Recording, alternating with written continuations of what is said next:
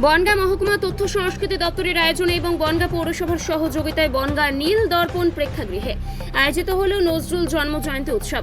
কবি কাজী নজরুল ইসলামের 126তম জন্ম জয়ন্তী উপলক্ষে উত্তর চব্বিশ পরগনার বনগাঁ মহকুমা তথ্য সংস্কৃতি দপ্তরের উদ্যোগে এবং বনগাঁ মহকুমা পৌরসভার সহযোগিতায় বনগাঁ নীল দর্পণ প্রেক্ষাগৃহে নজরুল জন্ম জয়ন্তী উদযাপন করা হলো। এলাকার বিভিন্ন স্তরের শিল্পীদের নিয়ে সাংস্কৃতিক অনুষ্ঠান করা হয়।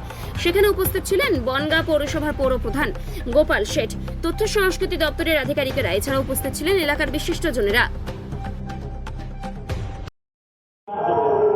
126তম কাজী নজরুল ইসলামের জন্মদিনকে সামনে রেখে বনগাঁ মহকুমা তথ্য সাংস্কৃতিক আধিকারিকের আয়োজনে বনগাঁ পৌরসভার সহযোগিতা ও ব্যবস্থাপনায় আজকের এই বনগাঁর মানুষকে নিয়ে বিভিন্ন সাংস্কৃতিক প্রেমী মানুষ এবং বিভিন্ন কলাকুশলীদের নিয়ে আজকে অত্যন্ত উচ্চমানের একটি প্রোগ্রাম হচ্ছে, যেখানে সমস্ত বনগাঁর সাংস্কৃতিক মননে যারা বিভিন্ন সাংস্কৃতিক অনুষ্ঠান করে তারা আজকে উপস্থিত হয়েছে।